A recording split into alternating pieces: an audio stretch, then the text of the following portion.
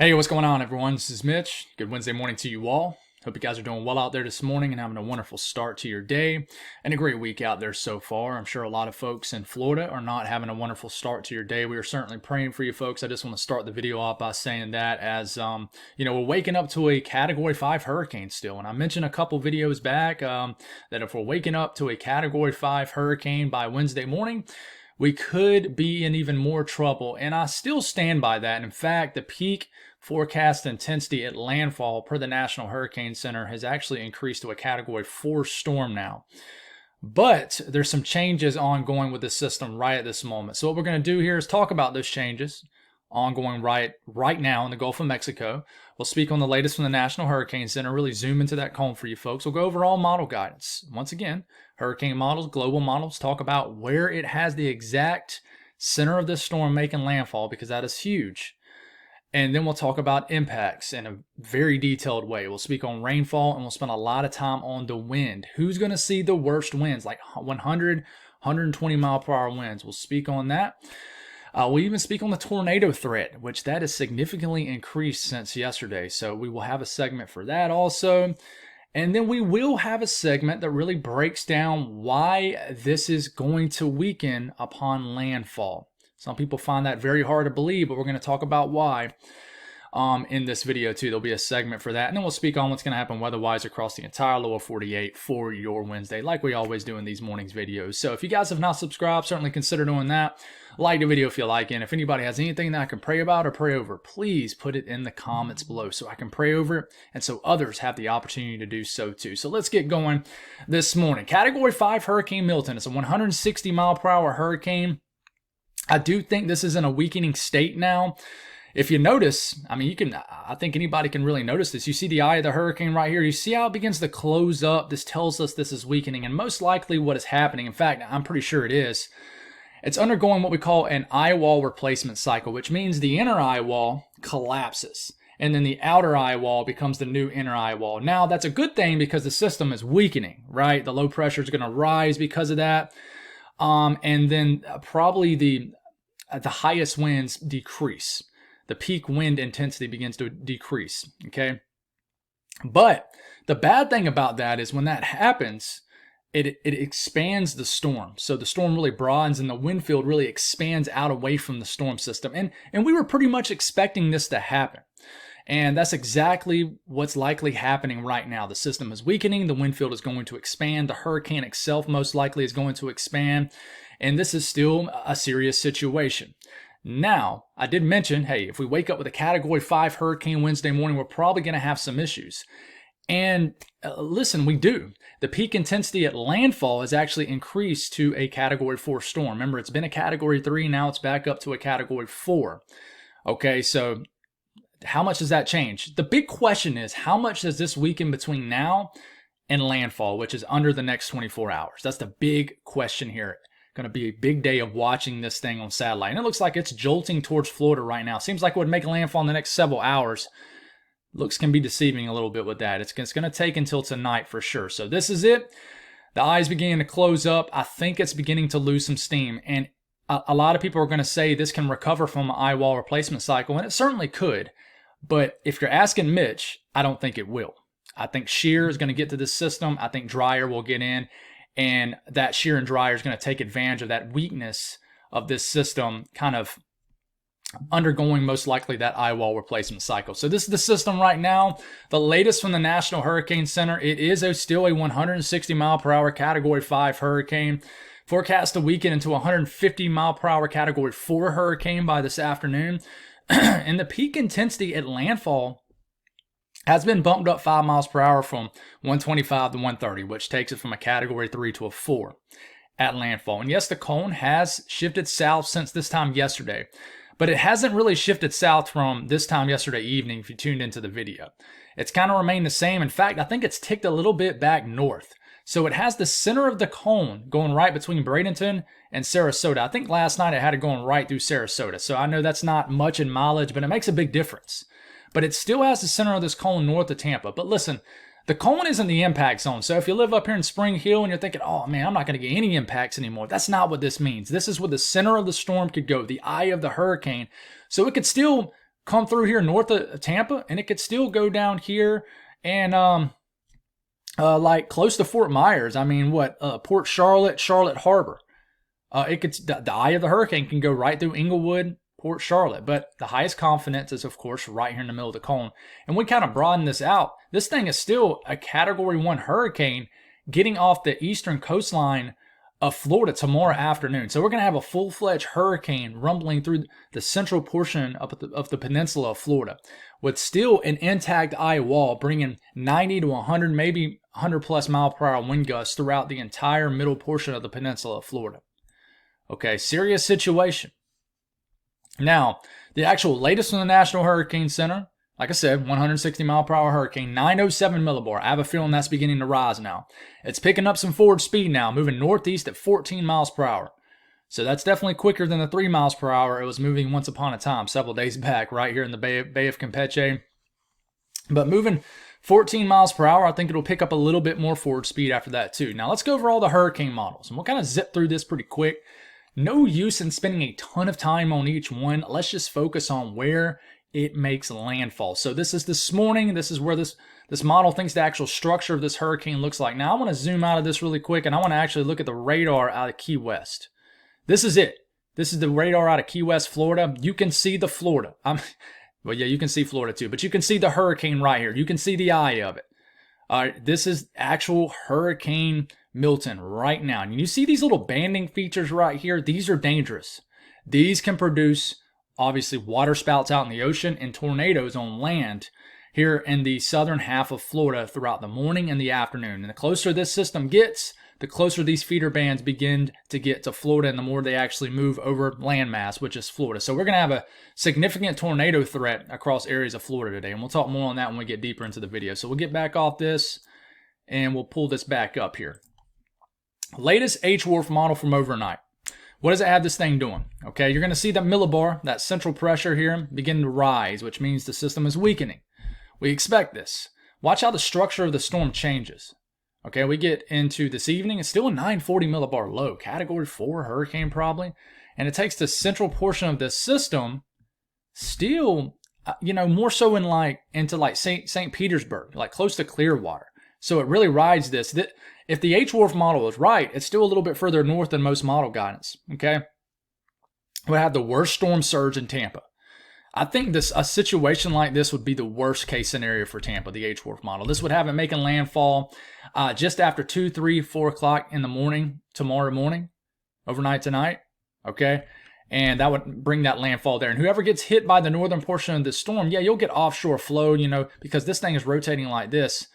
But Tampa Bay will be getting onshore flow right into for example, you already got tons of water being pushed up into this area. But this is rotating right like this, right? Okay. So tons of water being shoved into Tampa Bay. That would be a very bad situation. Okay. But the National Hurricane Center cone has this down here, right? The middle of it, at least. This would turn around and bring significant impacts inland. Don't want to leave you guys hanging. The center of the storm would ride north of Interstate 4. It would bring big impacts to Spring Hill. The northern eye wall would hit it. Tampa, I think if this model is right, then the system would go north of Orlando. That's what I meant to say. This would bring big impacts to Ocala and even Gainesville.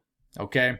Up Interstate 75. You guys would get hit hard. And this would, of course, bring more impacts to, say, Palm Coast, Daytona Beach, St. Augustine, and even down here to close to Melbourne, but it looks like the center of the storm on this particular model goes north of that, and then it gets off the coastline. Okay, HMON model. Here it comes. We take it, look how the HMON model really expands this hurricane. It gets very large this evening. Okay, 932, Category 3 or 4 hurricane, probably 4. Look at this feeder band this evening, working its way inland. This will be a tornado producer, no doubt. Okay, before the main show, which is the hurricane itself, moves in. Big tornado producer with these lines of storms. This is around 8 o'clock, inland.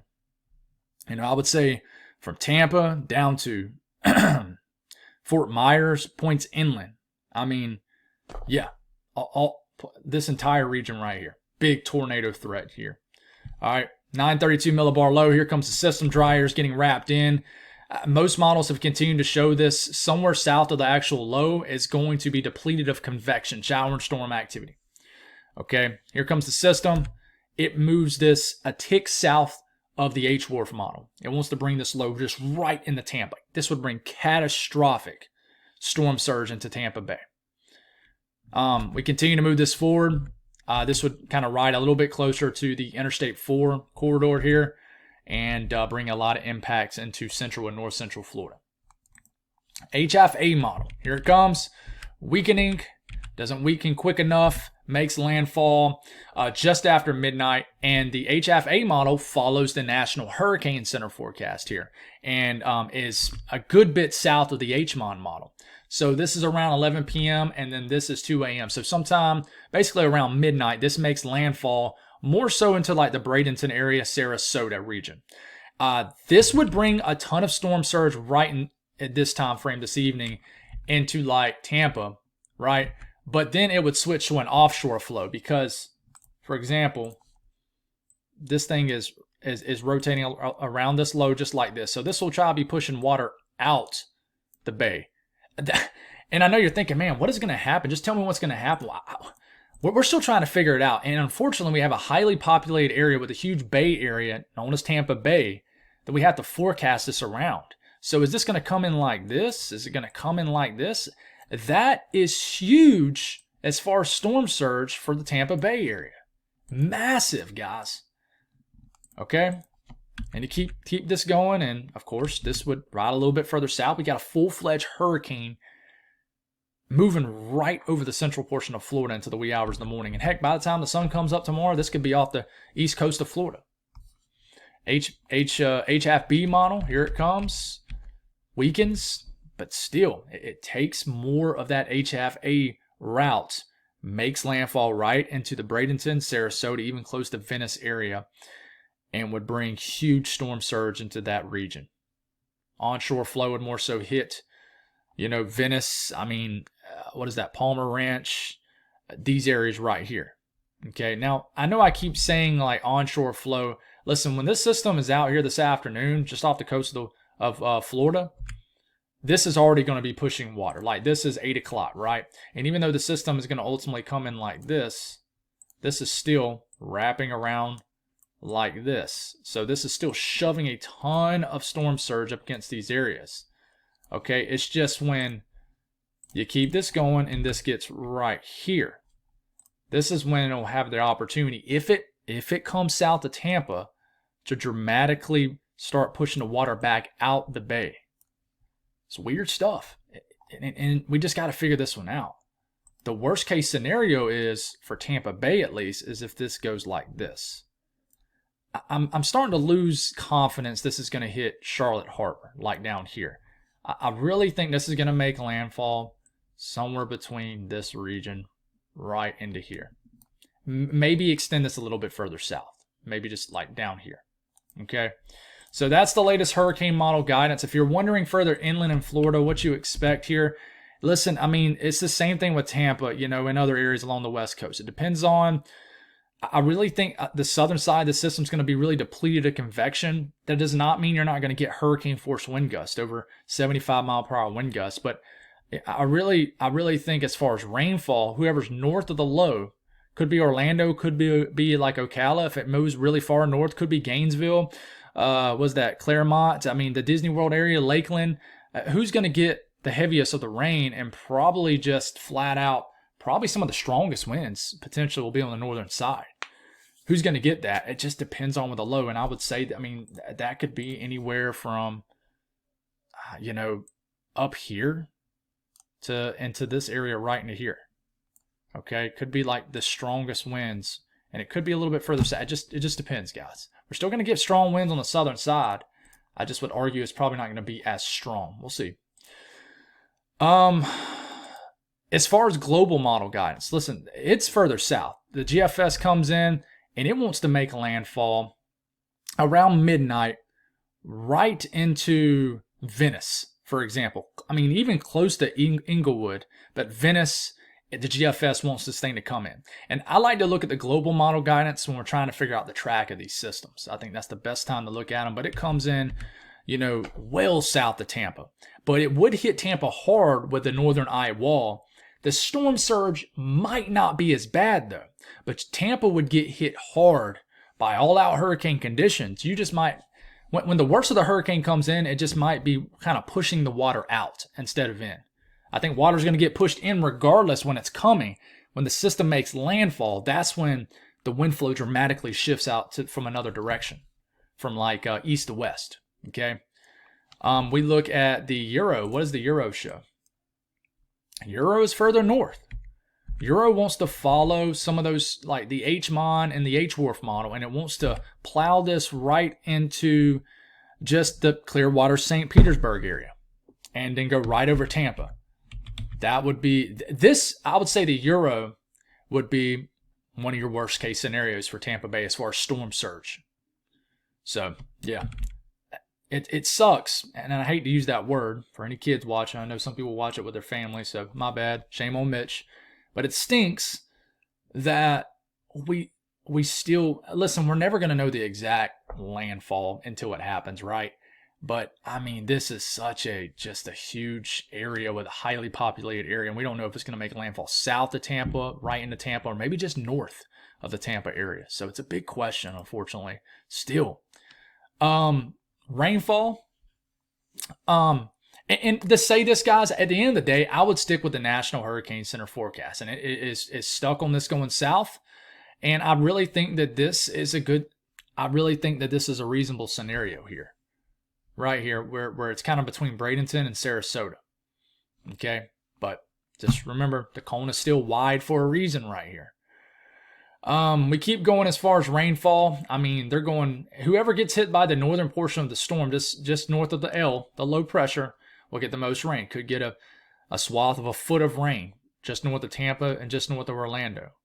Okay, but it's a sharp cutoff to the north. There's a sharp cutoff to the south.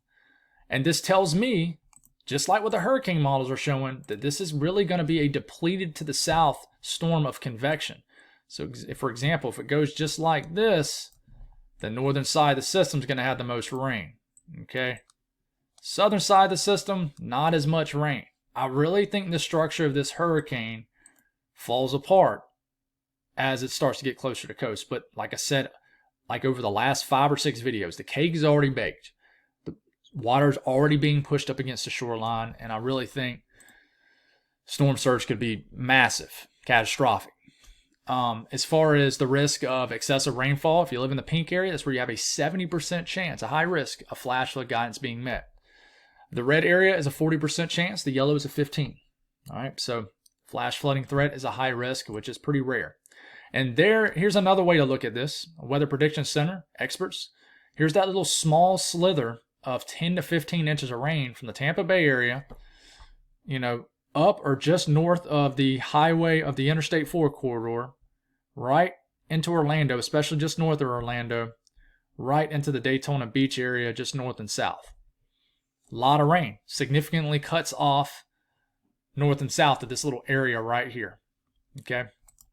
As far as storm surge, right now, let's see if there's any updated information. 10 to 15 feet of storm surge still forecast for Tampa Bay. And, of course, they bumped it up just south of Tampa. They're going for 8 to 12 feet now in Charlotte Harbor. So they've increased it down here, forecasting a lot of storm surge also. 3 to 5 feet along the central to northeastern coastline of Florida. 3 to 5 feet. I mean, that's appreciable. Even 2 to 4 feet up here in areas of the Georgia coastline and the low country of South Carolina coastline, even 1 to 3 feet all the way to the South Santee River, Edisto, and that's including, Charleston area. Okay. So listen, the water's already probably starting to build up right now. So take this serious. It's going to get serious fast. Now, as far as the wind, let's see if we have a new wind forecast. We might. We do. Okay, so we're good. This is let's start off by just showing you a National Hurricane Center forecast as far as maxed wind gusts. I want to take a look at a broad look at this first. So if you live in like Miami, the southern tip of Florida, you can get some gusty 40, 45 mile per hour, maybe 50 mile per hour wind gusts. You live in the northern section of Florida, same thing, right? The worst of the winds is right through the heart of Florida. So let's go on and just zoom into that. Okay, Tampa, right here. All right, they have, it looks like it's shifted a tick north. So they have the worst of the winds, more so south of Tampa. They got 80 to 90 mile per hour wind gusts in the Tampa. St. Petersburg, kind of the same thing. But once you get south on 275 down to Bradenton, down to Sarasota, this is where you have the 110 to 120 mile per hour wind gusts that are possible. Even inland to Lakewood Ranch. Watch out, Riverview. And it has the worst of the winds. Right now, this is Interstate 4. So this is a good geographical point. If I'm not mentioning your town name, which I'm sure for 99% of the viewers, I'm not. Interstate 4 is right here. Okay, so just think, hey, if I live north or south of it, if you live south of it, this is what the National Weather Service is saying the highest winds will be. And listen, guys, they got 100 to 120 mile per hour wind gusts potentially, going through south of Lakeland down into Winter Haven. And if y'all say Lakeland or Lakeland, I'm from the South Carolina. We have a town called Lancaster.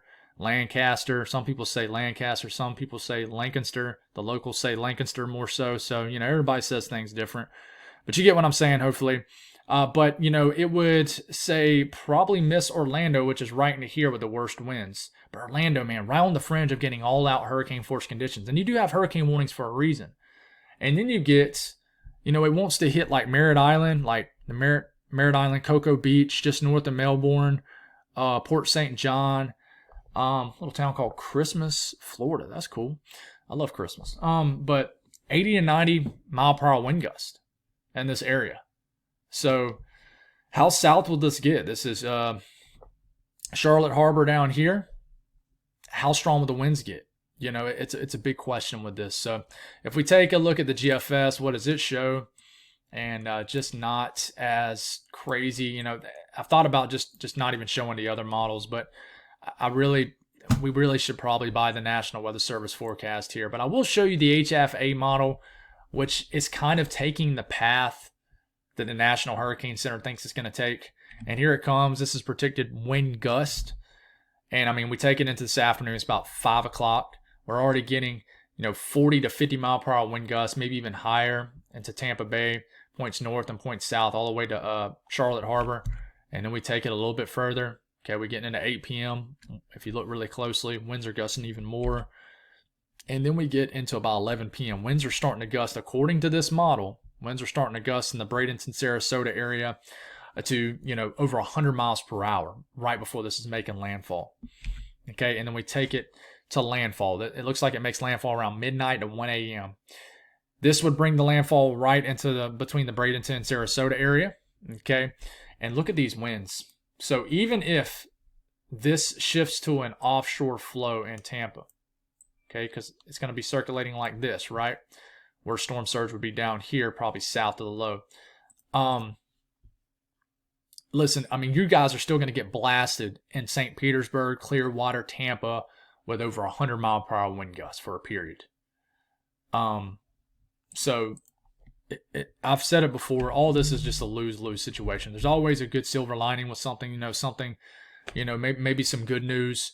But usually someone's good news in these situations is someone else's bad news.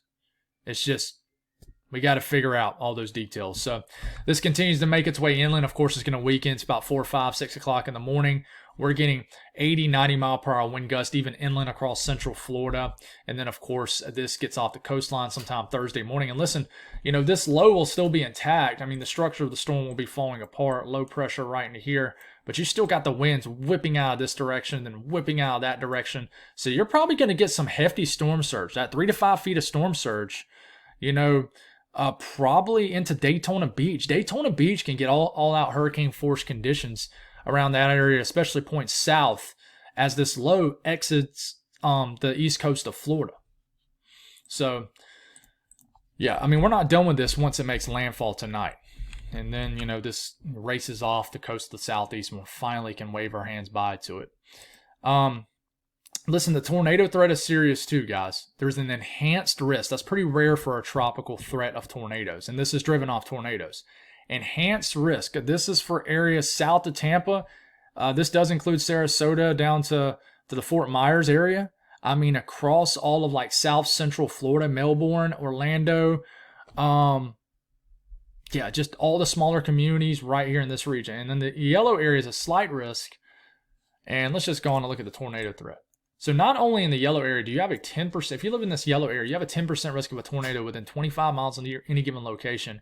You see this kind of checkered marked area? That's a hatched risk, which means you also have a 10% risk of a strong tornado within 25 miles in any given location.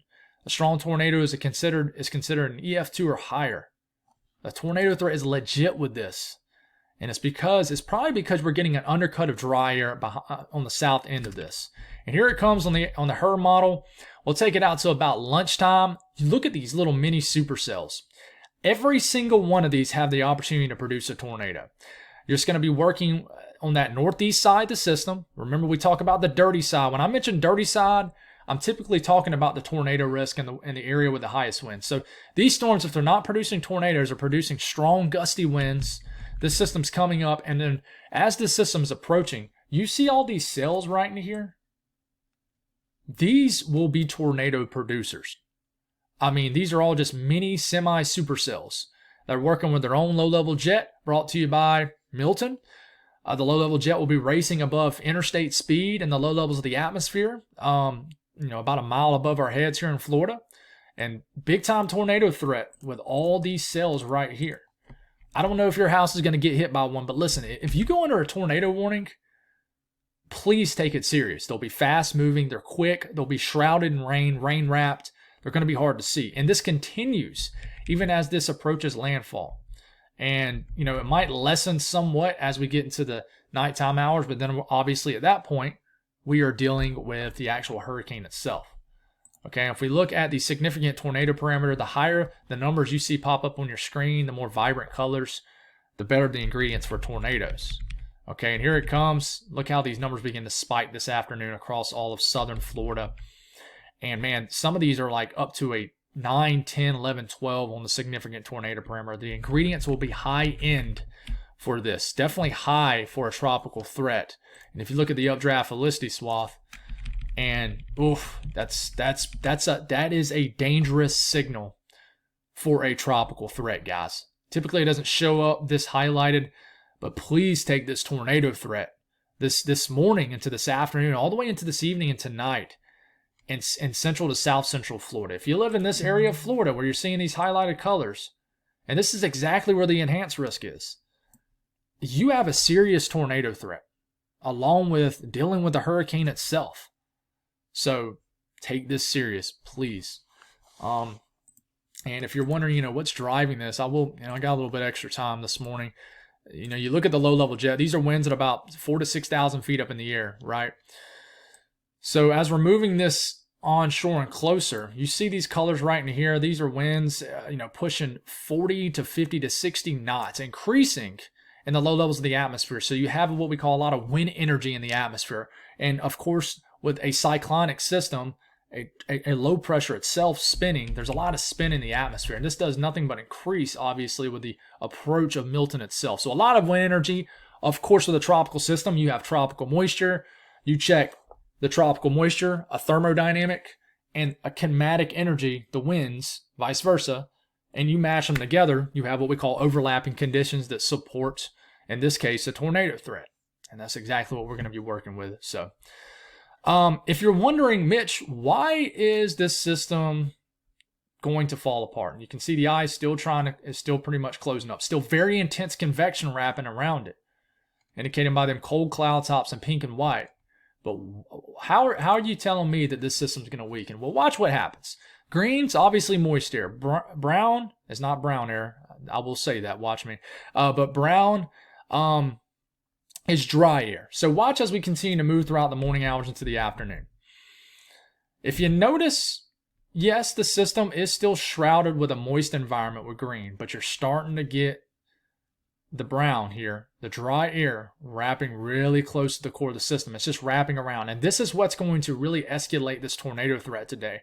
This shot of dry air moving into south central Florida. This will create favorable what we call lapse rates. We won't get into that right now, but this is really what's going to enhance that tornado threat. But we keep going here. Look as this thing is making landfall. Look at how the green is really faded away. It's starting to blend in with the brown, which tells us a lot of dry air is getting involved. And the entire northern side of the system is the only like really moist, convectively active side of the system. And that's because dry air gets involved.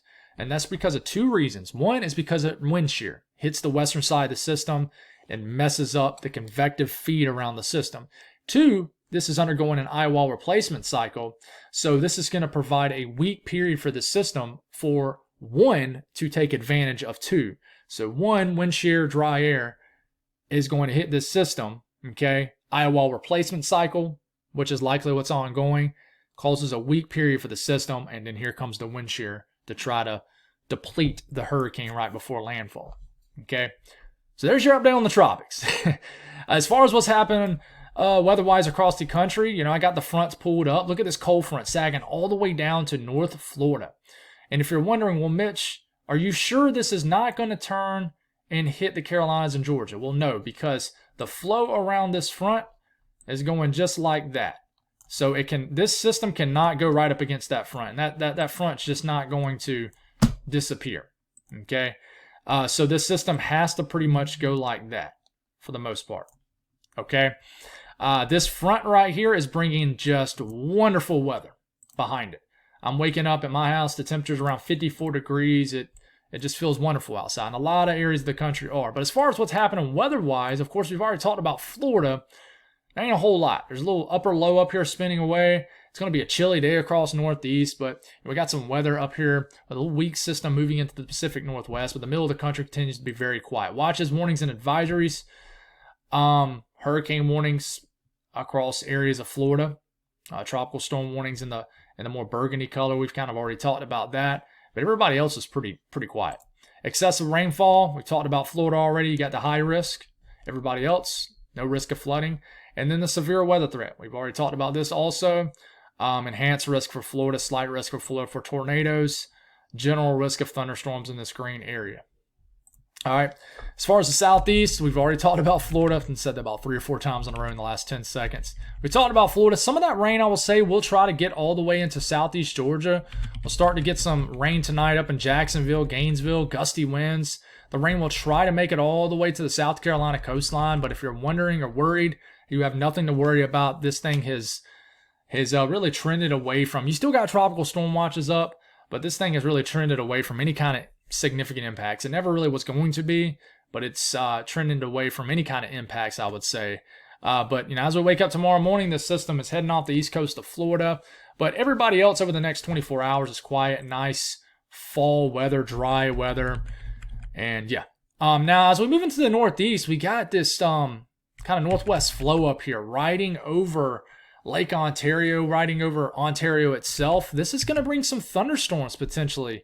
Some burst of heavy rain, maybe some small hail with some cold air aloft. In fact, in some of these higher elevations, I wouldn't be surprised if we get a little bit of snow. Maybe some snowage, combine that peak fall foliage up here in the Adirondacks with snow. I'm really excited to see if anybody can capture any of that. But if you look really closely, there's some blue showing up in the Adirondacks. I wouldn't be surprised one bit. In fact, I think it'll happen. And then these showers will try to survive as they make it to the coastal regions, but probably won't. But definitely a winter-like day across the interior sections of New England today with chillier temperatures, maybe a little bit of winter weather. We'll see what happens. South Central U.S., you continue your incredible streak of very calm weather. Nothing going on whatsoever. North Central U.S., same thing. Very, very calm, nice temperatures, cooler, especially for the eastern sections of this area. And then the Western U.S., nothing really going on either. Very quiet, chill weather. A little bit of shower activity moving into western Washington State. Outside of that, everybody's pretty quiet out here. Temperatures, there's that chilly air for interior New England. Could get a little bit of some snowflake action up here in interior sections of New England. The southeast, very beautiful fall-like weather, except Florida, which you have a hurricane on the way. And then chilly temperatures in the northern lower Michigan area, the UP of Michigan, starting to really feel like fall up here, and just pleasant across the Midwest and the Ohio Valley for sure. You guys are pretty hot in areas of Texas and southwest Oklahoma. You're starting to cool back down a little bit across the west, but still a warm day for a lot of folks. So, guys, that's all I got. Once we get past this hurricane, right, we'll start talking about other things. There's a little bit of chatter out there. Mitch, is there another hurricane coming? It's, once that wildfire starts, you can't really stop it, right? But we'll speak on if there's any other threats out there. We'll also speak on the cool down that's in place now, and then we'll speak on another big time cool down. And folks, this one could bring a lot of people their first frost and stuff like that as we're getting into next week. So I'm definitely watching that one. It looks like we have an extended period of fall-like weather, maybe even downright chilly weather for the eastern U.S. For the foreseeable future through mid-October. Folks, I just want to say thank you for the support with covering this system. I'm not entirely sure I'll get a video out tonight. I have church on Wednesday nights. And I wouldn't be able to make a video, and it probably wouldn't be able to drop till like 9 o'clock. I think a lot of people will be tuning into the people going live. Whether they're storm chasers or just bringing you a live feed like the Max guy, I think that's his name. And then Ryan Hall, of course, the usuals and stuff like that. So I'm gonna let them take care of that. Maybe one of these days I can do that to this channel. There's a lot of plans, and 2025 is going to be a huge year for this channel. I'm going to bring merch. I'm going to do a lot, and I want you guys to hold me accountable for that, because a big thing with that is getting out my comfort zone with some of this stuff. It's wild for somebody that almost has 90,000 subscribers and a successful YouTube channel. I am not tech savvy whatsoever. So I'm going to have to start getting educated, get some help along the way, and all those things. But I'll never change who I am at the core. We'll always keep things personal in this channel. But I do appreciate the support from all you guys. I really do. Thank you for trusting me with covering this system and all these systems so far this hurricane season. I hope and pray, and I really mean this. I know some people don't believe me saying this because they know that covering these big events gets my channel a lot of growth, but I really, really, really genuinely want things to slow down after this system. We just need to enjoy fall and just calmness. That's for sure. I think most people would agree with that. But God bless all y'all. Y'all have a wonderful day, and we are praying for you folks in Florida and everywhere else that were impacted by Helene also. God bless.